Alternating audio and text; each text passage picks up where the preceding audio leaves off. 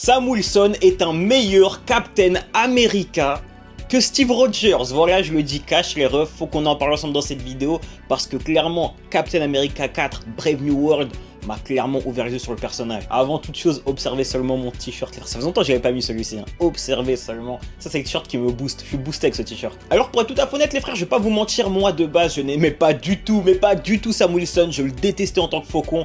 Énorme suceur de queue, les gars. J'aimais pas le personnage, je vais pas vous mentir. Pour moi, c'était un gros suceur de Captain. Je n'aimais pas du tout le personnage.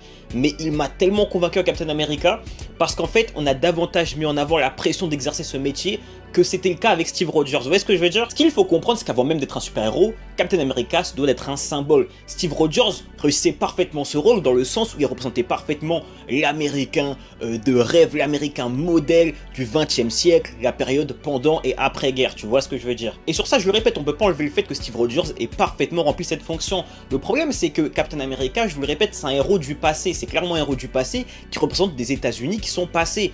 Tu vois, les États-Unis ne sont plus comme ça, et ce depuis un bon moment. À notre époque, on se sent pas concerné par Captain America, qu'on soit américain ou non, je veux dire. Hein. Genre, le symbole de patriote n'existe plus aujourd'hui, on ne va pas se mentir. Et c'est justement en ça que Sam Wilson, pour moi, est un meilleur Captain America, étant donné que j'ai trouvé ça bien mieux pensé, bien mieux écrit, et en fait, davantage d'actualité.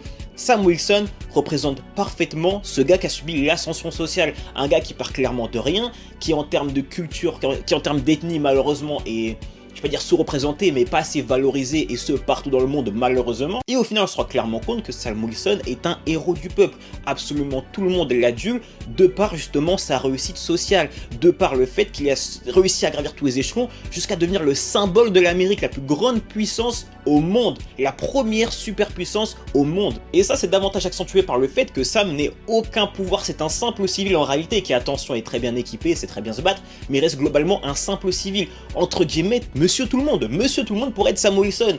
Et sincèrement, je vous le répète, c'est bien plus poignant et on comprend bien mieux la pression qu'on a en étant Captain America grâce à Sam Wilson qu'avec Steve Rogers.